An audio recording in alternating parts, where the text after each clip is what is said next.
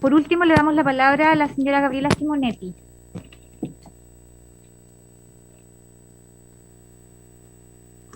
Muchas gracias. Nosotros también vamos a compartir una presentación. Mi nombre, como dijeron, es Gabriela Simonetti Gress. Yo soy defensora ambiental, soy miembro de Alerta Isla Riesgo y coordinadora de la Sociedad Civil por la Acción Climática de Magallanes. Hoy me acompaña Patricia Araya, de ONG FIMA, con quien haremos esta presentación, que es una iniciativa en el marco de este proyecto de ley que busca que el Estado se comprometa legalmente a dejar el carbón bajo tierra, es decir, a terminar con la industria del carbón desde la extracción hasta la quema, cuestión que ha sido un gran ausente en todas las políticas de descarbonización y para hacerle frente al cambio climático. Como ya han dicho quienes me anteceden y como ustedes saben perfectamente bien, estamos viviendo una crisis climática sin precedentes, tal como lo dijo el IPCC, ¿verdad?, en su último informe. Y también nos muestra claramente que no hay ninguna duda que este cambio climático es por acciones hechas por el ser humano. Pero también dice algo que es tremendamente importante, y es que si queremos efectivamente alcanzar el objetivo de no superar los 2 grados de temperatura, tenemos que generar acciones inmediatas, a gran escala y rápidas, para limitar y reducir las emisiones de gases de efecto invernadero. ¿Cómo se relaciona eso con este proyecto? Con que el carbón es la fuente de energía que más contribuye al cambio climático. El mismo informe del IPCC muestra que el total de emisiones antropogénicas de CO2, el combustible fue el responsable de al menos un 50%. Y lo que es peor, que en los últimos 10 años esto se ha incrementado en al menos un 75% en vez de disminuir. Por su parte, el Atlas del Carbón, que es un documento que hizo Fundación Terram junto a otras organizaciones, nos muestra que en el 2014 solamente el carbón fue el responsable de la emisión del 44% de todas las emisiones de CO2 vinculadas a energía. Y en Chile no es muy distinto. El último informe del Ministerio del Medio Ambiente nos muestra que la actividad que más contribuye a la emisión de gases de efecto invernadero y por lo tanto al cambio climático es la quema del carbón. Y que el sector de energía, junto con el de industrias de la energía, son las que generan más gases de efecto invernadero. De esos, la producción de electricidad y de calor es la que más emisiones genera, y de los combustibles, el carbón es el responsable del 81% de esta categoría de emisiones, ¿no? Pero Chile no solo quema carbón. Nosotros abajo de nuestros pies tenemos 6.000 millones de toneladas de carbón que son de propiedad del Estado, de dominio exclusivo del Estado, y así está establecido en nuestra Constitución. De esas 6.000 millones, 5.000 millones están en Magallanes, que es de donde yo les hablo. Y se ha estimado que 360 millones de toneladas de carbón serían económicamente viables para explotar. ¿Qué ha significado esto? Que se hayan puesto los ojos en Magallanes como un polo extractivo de carbón. De hecho, la Estrategia de Desarrollo Regional de Magallanes del 2012-2020 consideraba consolidar a la región como una de las principales productoras de hidrocarburos, con la minería del carbón como uno de sus ejes. Ya en el 2007, Corfo había licitado, es decir, había invitado a que las empresas postularan para extraer carbón en Isla Riesco. Esta concesión se dio a Minera Isla Riesco, y lo que terminó en un proyecto que ustedes pueden ver a mano derecha, que buscaba hacer 5 minas de extracción de carbón a cielo abierto para explotar 240 millones de este mineral, que tenían como único objetivo ser quemados en termoeléctricas de Chile y del extranjero. La primera mina fue Mina Invierno, que pretendía sacar 6 millones de toneladas anuales, la mina de carbón a cielo abierto más grande de la historia de nuestro país. Eso no fue todo. En 2015 se trató de hacer una mina de carbón a cielo abierto a 10 kilómetros de Puerto Natales. Y en el 2016, hacer una gasificadora de carbón en Punta Arenas a partir de extraer carbón de la minería y y convertirlo en gas en esta gasificadora. Hasta el 2019, más o menos, el 95% del carbón que se extraía en Chile provenía de Magallanes, particularmente de Mina Invierno. Pero hoy día estamos en un escenario que parece alentador, porque Mina Invierno está anunciando su cierre. O sea, se termina la mega minería de carbón en Chile. Sin embargo, esto se debe a un trabajo de más de 10 años de la ciudadanía que ha denunciado el incumplimiento de la legislación y que por lo tanto ha terminado en que la propia empresa decida por cuestiones económicas que no les es rentable seguir cumpliendo la legislación que Chile tiene. Pero no ha sido resultado de una política de Estado. De hecho, ningún plan de descarbonización de Chile incorpora terminar con la extracción de carbón. ¿Por qué es importante esto? Porque cuando el gobierno en su momento anunció el plan de descarbonización y dijo que las termoeléctricas iban a cerrar en ese entonces al 2040, inmediatamente salió Mininvierno, el gerente, a decir que ellos esperaban seguir operando hasta después del 2040.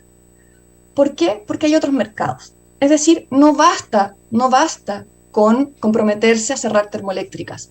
Hay que comprometerse a terminar con la explotación de carbón de raíz, porque una cosa no necesariamente va aparejada con la otra.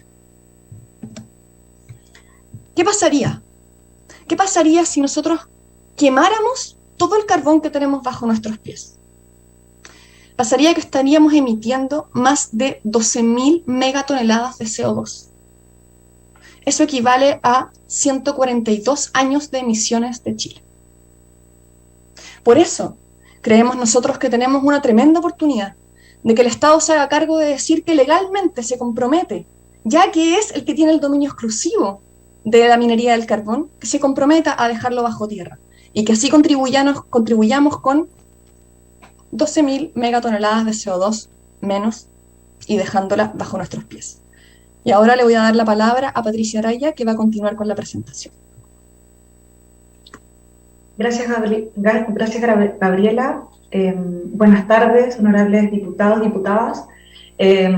Consideramos la Ley Marco de Cambio Climático sin duda como un avance en materia ambiental. Era algo que estábamos esperando desde la sociedad civil, por cierto, y a pesar de que este instrumento resulta tardío por el nivel de crisis en el que nos encontramos, reconocemos que hubo un avance en su tramitación en el Senado, pero aún así creemos que hay cuestiones que se pueden agregar o modificar en esta Cámara para efectos de hacer esta ley un mejor instrumento. En ese sentido, en términos bastante generales, luego voy a ir a lo que nos convoca en esta presentación, pero en términos bastante generales, nos parece de suma importancia incorporar una meta intermedia en materia de mitigación o metas intermedias sujetas a la frecuencia de evaluación de estas. ¿Esto por qué? Porque la meta de carbono neutralidad fijada al 2050 puede ser incumplida a propósito de distintos motivos, pero una de las maneras que tenemos de evitar que ésta se incumpla, o sea, movilizarnos hacia el cumplimiento de la meta que nos ponemos en mitigación, es poniendo una meta intermedia. Esto se hace en términos, como se ha hecho en términos internacionales, y resulta ser un buen elemento para cumplir este fin. Por otra parte, creemos que es muy importante en esta ley el limitar el uso de combustibles fósiles en general, y en particular el prohibir la extracción y procesamiento de carbón, o, visto de otra manera, cambiar el carácter de concesible de esta sustancia y que el Estado se abstenga de su explotación. También es muy importante poner ojo y foco en la adaptación. El cambio climático, a pesar de ser un hecho que no podemos como país cambiarlo por su carácter global, tenemos que aportar en materia de mitigación, pero tenemos que prepararnos como país para los cambios que van a ocurrir a propósito de la crisis climática y ecológica. Por ello, es muy necesario incorporar metas en materia de adaptación. Y tal como lo decía el exponente anterior, es muy importante en materia de adaptación considerar las soluciones basadas en la naturaleza como el centro de las medidas de adaptación. O sea, como la fórmula principal en que como país nos vamos a hacer cargo de los desafíos de adaptación que tenemos.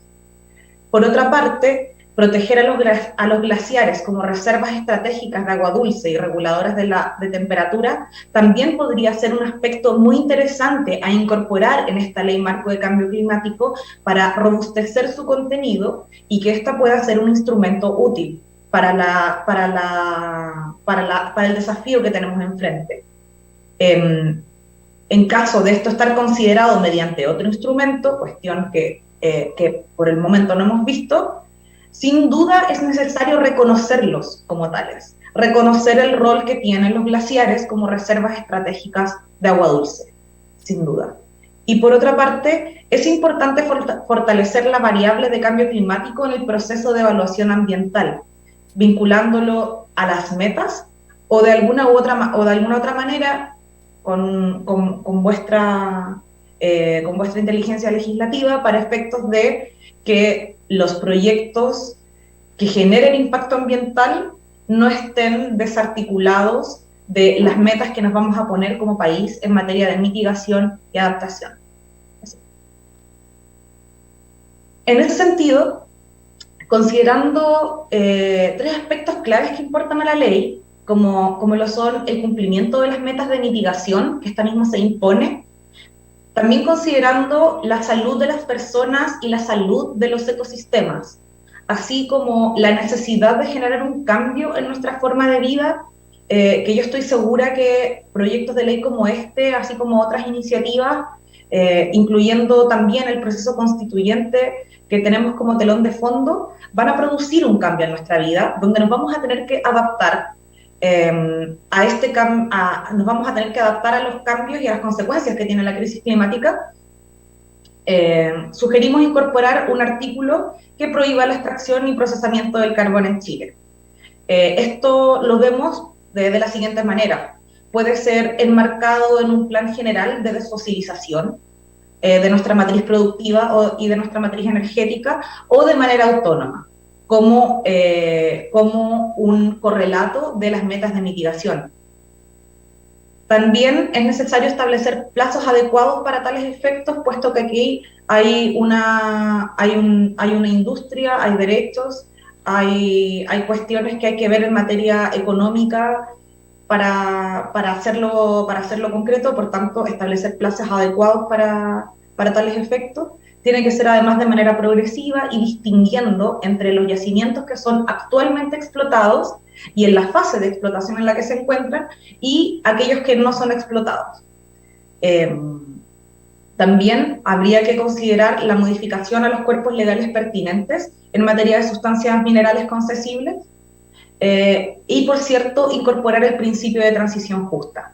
¿Por qué? Porque siempre estos cambios se necesita considerar a los trabajadores y a las comunidades, para que no existan actores que pierdan su sustento de vida, o actores que vean mermadas sus condiciones de vida a propósito de una cuestión que debiera ser positiva. Por lo mismo, es muy importante considerar el principio de transición justa como rectora también de este cambio que estamos sugiriendo, de esta incorporación que estamos sugiriendo al proyecto de ley. Y queríamos comentarles también que la iniciativa Déjalo bajo tierra, y también considerando que está ocurriendo la conferencia de las partes número 26 en Glasgow en estos momentos, y la incorporación de Chile a la Powering Fast Coal Alliance, que reúne más de 100 organizaciones, más de 100 organizaciones, científicas chilenas, latinoamericanas. Hemos solicitado al Estado de Chile que termine con las licitaciones y concesiones para extraer el carbón en el país. Junto con SCAC Magallanes, junto con ONG FIMA, hemos estado trabajando en lograr un consenso en este tema, pues creemos que la crisis climática y ecológica es de tal nivel que exige acciones de este tipo, que dejemos de explotar el carbón para que así podamos cumplir con nuestras metas de mitigación, asegurar la salud de las comunidades y también la salud de los ecosistemas. Y como lo dice el fraseo, el único carbón que no hace daño, que no mata, es el que está bajo tierra. Así que dejémoslo bajo tierra. Muchas gracias.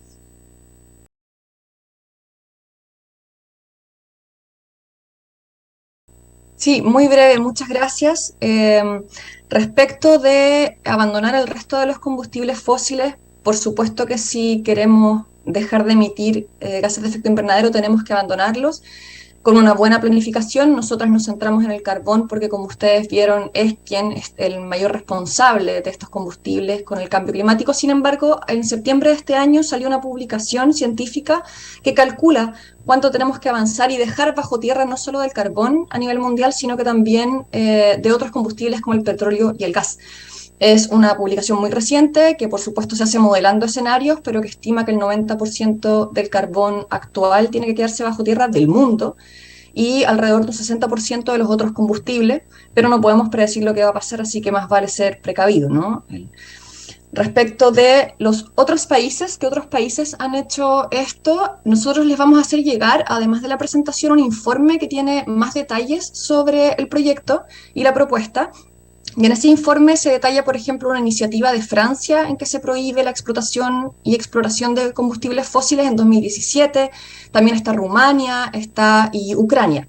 Son iniciativas muy recientes, entonces es difícil evaluar cuáles han sido sus impactos en el largo plazo, pero por lo menos es de toda lógica que en la medida que hay menos carbón en el mercado hay menos emisiones, ¿no? Y también quisiera decir que desde la perspectiva de una persona que ha vivido 10 años de su vida al lado de una minería del carbón, hay impactos beneficiosos no solamente por dejar de quemarlo, sino que directamente por dejar de extraerlo y el daño que genera en donde se extrae. Y por último quería comentar respecto de lo que decía el diputado Labra del monumento a los trabajadores del carbón. Yo creo que aquí tenemos que ser súper responsables. Justamente si el Estado planifica y se hace cargo de lo que pasa con el carbón y no lo deja en manos del mercado y de esos vaivenes, lo que va a pasar es que vamos a tener a trabajadores y trabajadoras que no van a vivir lo que están viviendo con mini invierno, que en el fondo se cierra porque una empresa lo decide sin ninguna planificación, sino que va a ser el Estado el que va a diseñar una transición justa, que va a generar nuevos empleos verdes, dignos, para esos trabajadores y trabajadoras y no los va a dejar en manos de empresas que no solamente son irresponsables en términos ambientales, sino que también lo han sido social y económicamente en las comunidades donde se han instalado. Eso. Muchas gracias. Muchas gracias aquí a los 4 expositores nuevamente. Les reitero que nos envíen, ya varios se han comprometido a enviarnos la documentación presentada y por haberse cumplido con el objetivo. ¿Presidenta? Dígame. Presidenta, Andrea Barros, asesora legislativa del Ministerio de Medio Ambiente. No la había visto, disculpe. Sí, perdón que había levantado la mano y no se veía. Nos gustaría aportar algunas cosas a la discusión respecto de los temas que se tocaron. Y para eso le pediría si le puede dar la palabra a Paulina Sandoval, la jefa de la división jurídica del Ministerio. Tenemos 3 minutos para terminar la sesión, así que son esos 3 minutos y si no tendrían que también quedar para la sesión siguiente. Perfecto. Sí, por supuesto. Muchas gracias, señora presidenta, por su intermedio. Solo quería clarificar o precisar algunos puntos respecto de lo señalado, respecto de la integración del elemento regional en los planes de cambio climático. De acuerdo a lo que preguntó el diputado Laura, acá efectivamente en el artículo 24 del proyecto de ley se establece que los comités regionales de cambio climático son presididos por el gobernador regional. Y eso fue una modificación que se introdujo durante la tramitación legislativa en el Senado. Y adicionalmente, los planes regionales de cambio climático, si bien se aprueban por el delegado presidencial, se aprueban con acuerdo previo del gobierno regional, por lo tanto incorporan tanto a los consejeros como al gobernador regional. Y esto tiene por finalidad poder integrar adecuadamente las medidas de gestión que son de cargo de los delegados presidenciales, que tienen a su cargo los CEREMI de cada uno de los sectores, como aquellas necesidades propias de la región y que obviamente van a poder levantar los gobiernos regionales y para lo cual se van a poder destinar recursos al efecto. Por lo tanto, se busca lograr un equilibrio entre ambas autoridades de manera que podamos tener una aproximación integrada, que era en el fondo algo a lo que hacía referencia el profesor Barrera, que me parece súper relevante, y es por eso que se incorporaron estas modificaciones. Lo mismo respecto de aquellos consejos consultivos regionales del Ministerio de Medio Ambiente, ahora se llaman Consejo de Sustentabilidad y Cambio Climático, incorporan a representantes de las organizaciones no gubernamentales que tienen relevancia en materia ambiental, a los trabajadores, a científicos, a personas de la academia, por lo tanto, y tiene un componente regional súper importante. Solo eso. Y lo último, bien breve, respecto a lo que señalaba la profesora Aranea, respecto al enfoque de género, me parece súper importante, digamos, los comentarios, porque efectivamente es un tema muy relevante. Y estas consideraciones de género no solo están en la definición del principio de equidad y justicia climática, que dice que en el fondo debe haber una justa distribución de las cargas y de los beneficios de todas las medidas, considerando especialmente el enfoque de género, sino que también en la elaboración de los planes de adaptación y de mitigación se debe incorporar el enfoque de género, para lo cual el Ministerio de la Mujer debe participar e informar. Lo mismo, estas consideraciones se incluyen en el proceso de nombramiento de los integrantes del Comité Asesor Científico de Cambio Climático. También es uno de los criterios que el reglamento va a tener que, digamos, aterrizar dentro del proceso de nombramiento. Y por último, respecto a la participación ciudadana, también de acuerdo con la profesora Aranea, que efectivamente acá hay un proceso de participación de cómo se estructuró la ley, que es muy relevante, y que en el fondo yo estoy de acuerdo con ella, que es la ley que debe tener más participación en digamos, que se ha presentado al Congreso. Ahora, efectivamente, respecto de la participación ciudadana, acá lo importante es que se ha incorporado la obligación de que todos los ministerios tengan instrumentos con participación ciudadana, o sea, algo que era solo, que estaba limitado a los instrumentos que dicta el Ministerio de Medio Ambiente, ahora pasa a ser una obligación para todos los ministerios sectoriales: agricultura, minería, salud, transporte y telecomunicaciones, energía, etcétera. Eso yo creo que es súper importante recalcarlo en primer lugar. Segundo, se establece un estándar de participación en el artículo 33, que es súper relevante, y ese estándar de participación establece que la participación ciudadana tiene que ser abierta, inclusiva, con métodos apropiados, de acuerdo a aquellos que son receptores, digamos, de los instrumentos que se están presentando a participación, porque efectivamente si se presentan de una manera que las personas no lo entienden, no tienen posibilidad de participar. Se establece el derecho a que ellos puedan formular observaciones y que tengan una respuesta fundada, y que esa respuesta fundada se base en base a criterios de viabilidad legal, pertinencia técnica y oportunidad. Además, se establece que la participación ciudadana debe ser abierta e inclusiva, teniendo en especial consideración los sectores y comunidades vulnerables y aplicando un enfoque multicultural y de género. Por lo tanto, ahí también se establece la consideración de género en los procesos de participación ciudadana, de manera que en la elaboración de los instrumentos de gestión de cambio climático, esa consideración de género no solo esté plasmada desde lo que el órgano responsable del instrumento va a incorporar y para la cual va a contar con informes del Ministerio de la Mujer, sino que además que los procesos de participación ciudadana sean estructurados teniendo esa consideración de género en cuenta. Y por último, respecto del tema de la integralidad que también señaló el profesor Barrera, yo creo que es súper importante señalar que la ley establece que todos los órganos de la administración del Estado deben considerar la variable de cambio climático en la elaboración y evaluación de sus planes, programas y normas. Por lo tanto, lo que hace esta ley no solo establecer la vinculación o la obligatoriedad de los instrumentos de gestión de cambio climático, sino que hace transversal el cambio climático a todos los órganos de la administración del Estado. Ahora lo que pasa es que energía se preocupa de energía, agricultura, agricultura, medio ambiente.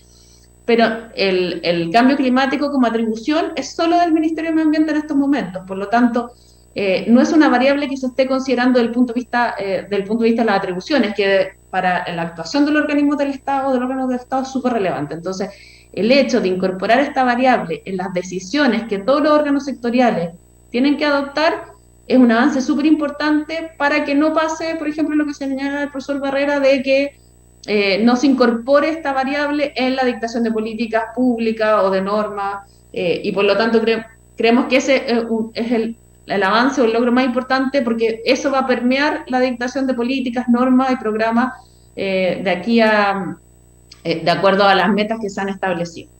Me pasé un poquito, pero era lo último que quería señalar. Muchas gracias, señora presidenta. Gracias, Paulina. Bueno, damos entonces, por haberse cumplido con el objeto de la presente sesión, esta se levanta. Muchas gracias.